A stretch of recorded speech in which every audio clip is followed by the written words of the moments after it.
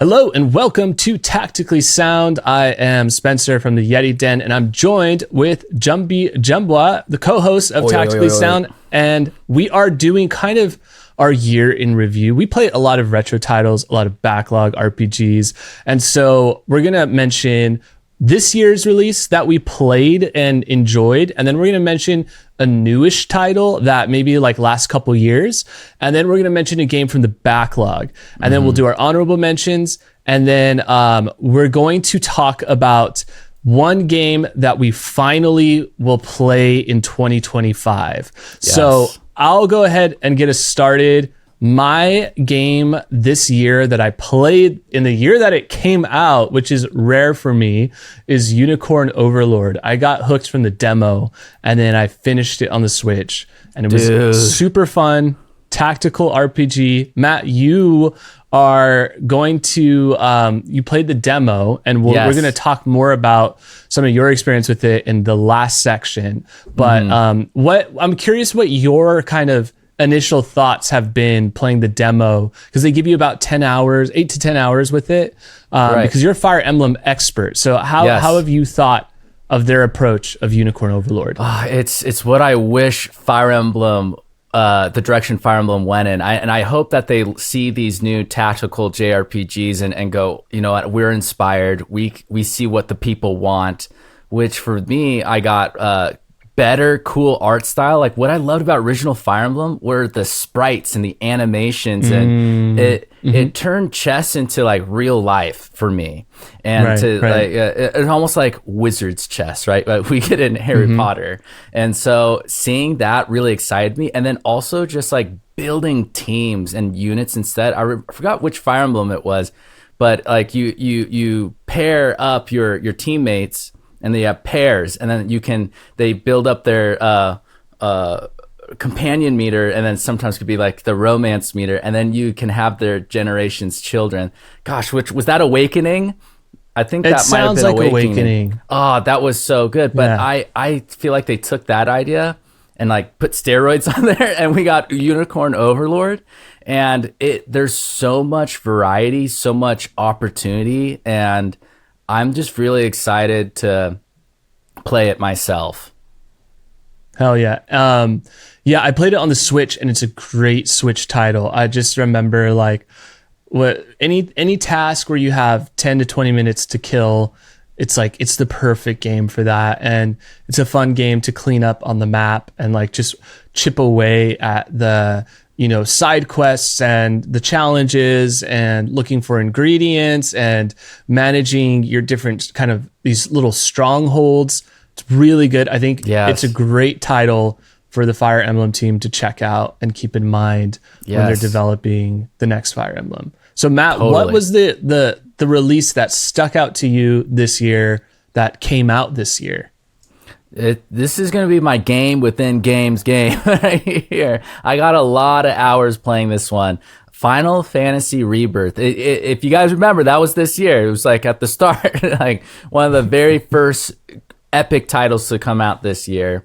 And we did get a lot, but Final Fantasy Rebirth, I picked that one because I really did not expect to enjoy all of the mini games. Like, for example, the card game within Final Fantasy. I sometimes would just I would sometimes just boot up Final Fantasy Rebirth just to play this card game, or any of the other strategic games. They're so much fun. I love seeing I love when games add games within them, like we were talking about last time with like Gwent, or like even like in like Star Wars Jedi Survivor. Have you played that game?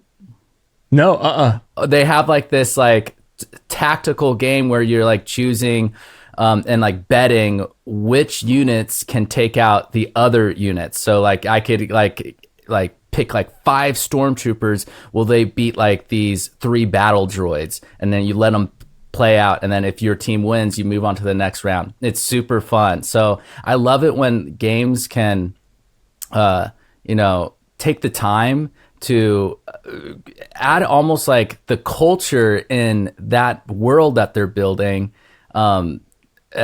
make it come to life with either, art, video games, and music. So It's really cool to play Final Fantasy Rebirth and have all those in-game opportunities to just press pause on the action and get a little bit more cozy.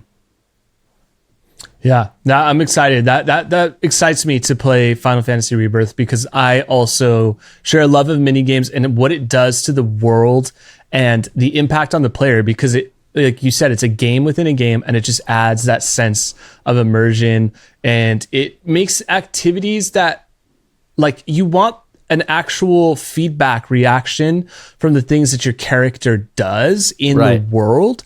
And so when you get that feedback from playing a mini game, you feel like you're enmeshed with the character. Yeah, you're you like, feel more we're connected. together.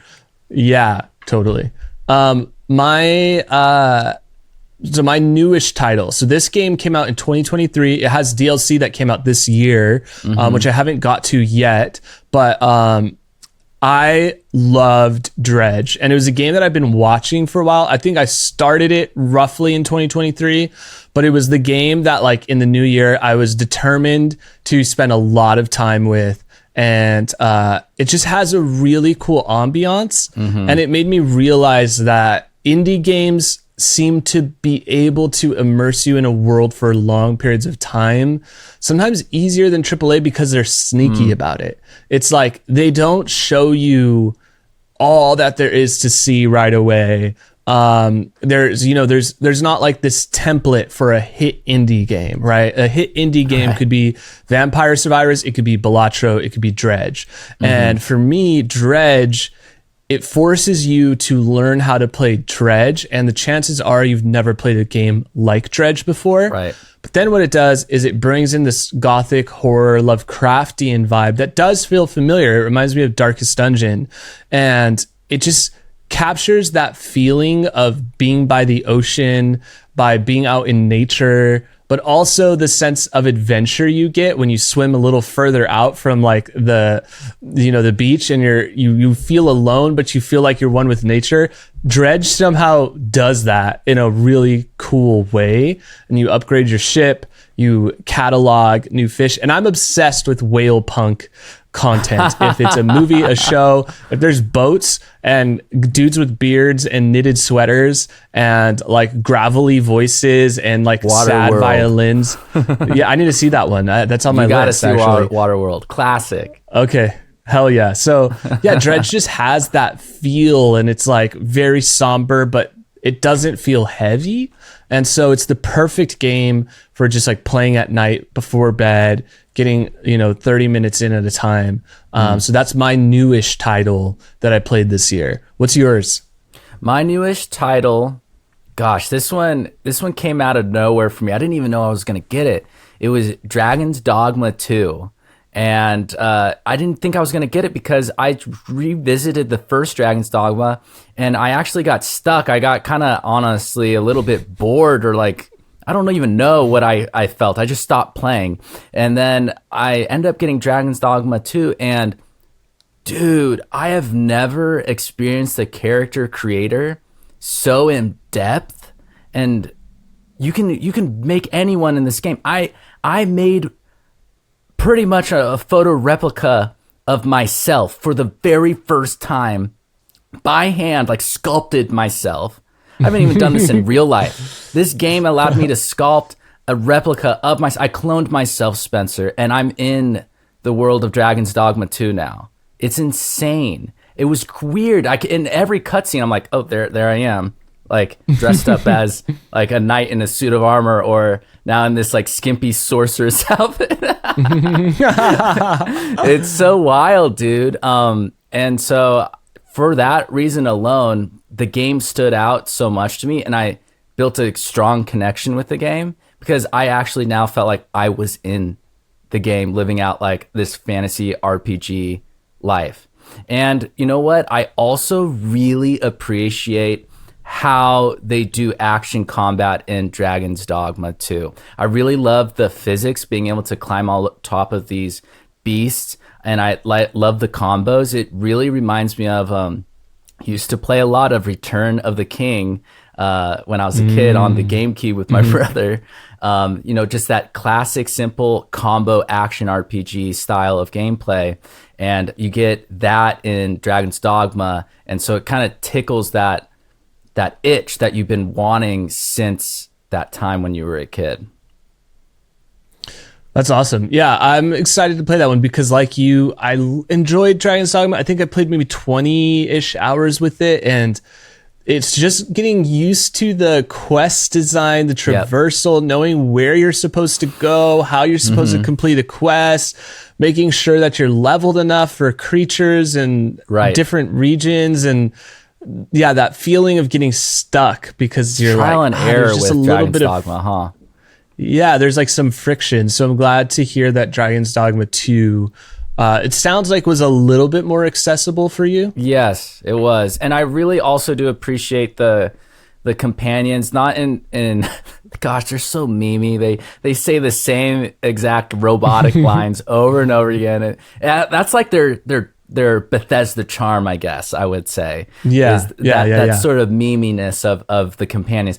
But I do love going into, I think, the shards or the world where you're able to pick and see everyone else's companions, because the game uploads your companions so other people can what is it called, recruit them and have them on their own team. And so like some people are making like full on characters from other video games and putting them into Dragon's Dogma. So like I had like Kratos on my team once. I had like Gandalf on my team, Legolas. I think someone made like this like Batman character I need to put on my team. And then someone made like Aslan from Chronicles of Narnia. Like it's a wild time. And so if you're just trying to have like a good fantasy classic RPG fun with a little bit of weird Japanese influence, I think Dragon's Dogma 2 is a great choice. Dope. So from the backlog title, I've told you a lot about this game, Battle Brothers. I just released my 11 Things I Wish I Knew. It was really fun to try to synthesize those lessons you learn as you're playing a game, because I was pretty stubborn for the first maybe 50 to 60 hours of not looking up guides. And then as I started to look up guides, stuff started to click. But I found a lot of this stuff just by trial and error. But then I did learn a lot from the guides. And so been a really cool game. I think it came to Switch on console around 2021, but it's been around in early access and all that, I think going back to 2015. They have a new tactical RPG that they're releasing, so keep an eye out for that. That one's a sci-fi one, but heavily inspired by the style of combat from Battle Brothers. And yeah, if you've never heard of Battle Brothers, it's, I think, one of the greatest RPGs out there, especially if you like stuff like indie hits like Vampire Survivors and Dredge. It just has its own unique charm. But if you do already play a ton of tactical RPGs and strategy RPGs, and you like XCOM and you like Fire Emblem, you'll feel pretty much right at home with this one. So yeah, that's my backlog game. I'm so glad I got to play it this year. And it's been one that I've always dreamed about. Like, one day I'm going to have the time, I'm going to get good at Battle Brothers. And I wouldn't say I'm like good yet, but I would say that I'm starting to understand how it works. And I think that's always a great feeling when you as the gamer are at least able to read the instructions more clearly and implement what you're supposed to do, and you're seeing the feedback loop react to that in a positive way. What's your backlog title for this year? My backlog title is Kingdom Come Deliverance. You know, I saw the trailer for, like many of you guys watching, for Kingdom Come Deliverance 2, and wow, that game is looking like it's going to be awesome. And so I started thinking, what was my first experience with Kingdom Come Deliverance like? And I remember thinking, man, I was kind of stressed out, actually, the first time I played it many years ago when it first came out. I wasn't well seasoned to more difficult mechanics or combat yet. Now on this side of Elden Ring, I'm a little bit, I guess, a stronger player, I would say. And so I decided, I'm going to give it another chance because, I can hold my own in the lands in between. So why not in what is it, Eastern or Central Europe in medieval times? Let's go. So I'm still working my way through Kingdom Come Deliverance, and what I'm really enjoying about it is, something in a lot of games that I've been playing lately is that I'm missing from a lot of my games I'm playing lately is like kind of more meaning in my games. Like, and Kingdom Come Deliverance really makes everything meaningful. Whether you are entering combat, trying to kill some bandits, trying to just choose what weapon you want to use, or your tactics. Am I going to use a bow first? Am I going to use a sword, a two-handed sword and shield? What is my armor going to be for this? Did I sleep enough? How tired is my character? And a lot of these things other games do, but the way that Warhorse implements this in Kingdom Come Deliverance is just different and feels a lot more meaningful. It must be because of the difficulty factor in a way, because it makes me feel like I'm really earning everything I'm doing. And I think also maybe that realism with this is based off of history. It's still fantastical or fantasy. At the end of the day, it's fiction. But it has historical elements, like it's based off real places, real architecture, real culture. And so that also adds to that sense of meaning. And so if you guys are looking for something like that, like I was, like I want more meaning in my single player experience, because yes, I get meaning when I play with my friends online, all these multiplayer games. I hung out with my friends, but sometimes we can get stuck trying to play and justify playing a single player game these days. And so Kingdom Come Deliverance, guys, go check it out. The meaning of Christmas. Love that. Love that. My honorable mentions. So these are games I played this year that I think you guys should definitely check out. The first one's a little controversial, Starfield Shattered Space expansion. Not everyone loved this. It got pretty middling reviews, but I do think if you just download the DLC, you're playing Starfield and it's just another planet that you have in access to, and definitely get it on sale. I don't know if it's worth $30, but if you could get it like Starfield plus Shattered Space expansion for maybe like half off or whatever, get it for sure, because I think it adds a lot to the game. It was really fun. My next one is Vampire Survivors. I've said this before, but Mo and I are like so close to completing the base game, which is an insane amount of content. And then we're going to start the DLCs in the new year. And then Oblivion. Really enjoying the time I spent with Oblivion, and I'm hoping to go back and continue chipping away at it to be able to finish that game as well, because that's another massive RPG. But Matt, what are your honorable mentions? I got two for you, Spencer. The first one is I went back to Animal Crossing this year, New Horizons, the one on the Switch that everyone was playing during COVID. I went back because I never got a chance to dive into the Happy Home Paradise DLC. And so I tried that out. I had my good fun with that. But then I also had an itch because I was like, you know what? All this decorating on this island's great. But what am I a true fan of, Spencer? Lord of the Rings. So I went back to Return to Moria, which came out the holiday a year ago now, 2023. And since I've played it on release, they actually have a ton of new updates and even some cosmetic changes, some updates to the function and the usefulness of the map.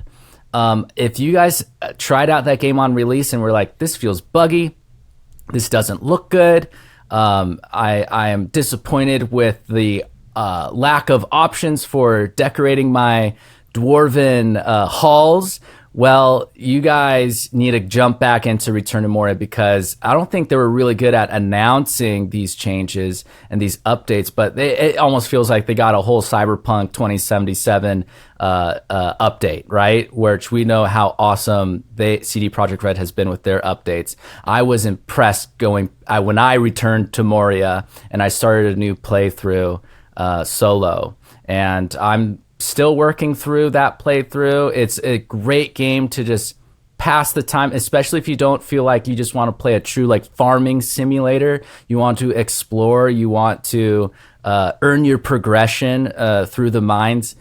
Gotta get back into Return to Moria. Love that. Yeah.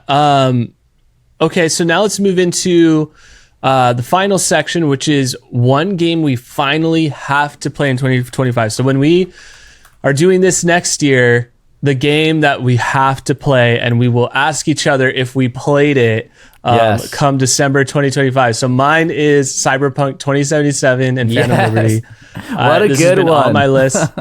So I'm excited to play it. And I think it got even more updates. So yeah, I'm excited to play that one this year. What's your game? Well, Spencer, I gotta say, when you play Cyberpunk 27, let me know, because I've been itching to replay that one as well.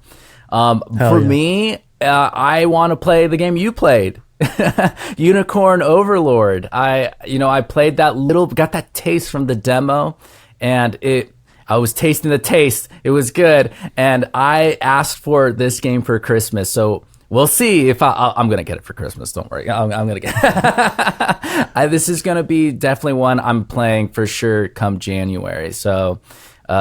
If I don't play it within the year, Spencer, I'm in trouble. You got to come hunt me down. Dope. Well, yeah, let us know in the comments if you guys are working through your backlog, or if there was any games this year or newish games that you've enjoyed. Yes. And we will see you guys next time. Matt, where can they find you at? You can find me on Instagram or YouTube at JumbyJumbwa, JumbyJumbwa. I'll see you guys over there. You're already on the Yetti Den, so go ahead and just hit subscribe, and we will see you guys next time. Later. Bye. Peace.